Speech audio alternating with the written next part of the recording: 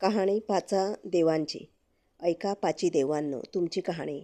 एके दिवशी ईश्वर पार्वती पृथ्वी प्रदक्षिणा करण्यास निघाली. मुक्कामी उतरली.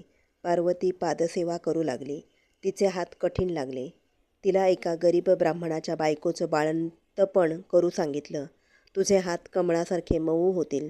पार्वतीनं ब्राह्मणाच्या बायकोचं बाळंतपण केलं. ती फार उतराई झाली.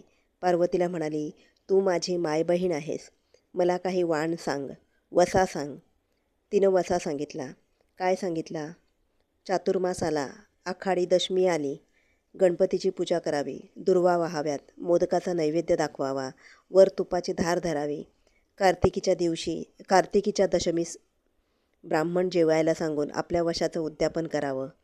याचप्रमाणे विष्णूचं पूजन करावं, तुळशीपत्र वाहावं, खिरीचा नैवेद्य दाखवावा, वर तुपाची धार धरावी, कार्तिकात ब्राह्मण सांगून उद्यापन करावं.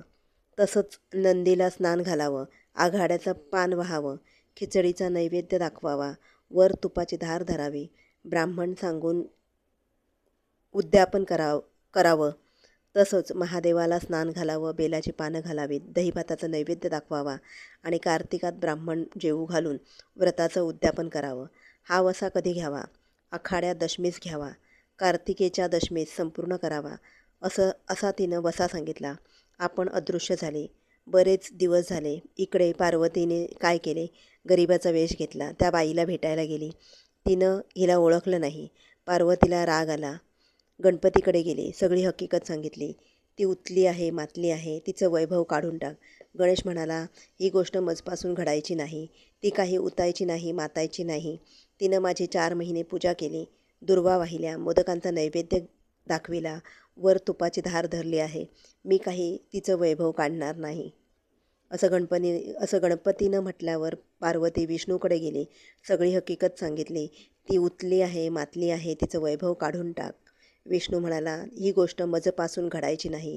ती काही उतायची नाही, मातायची नाही.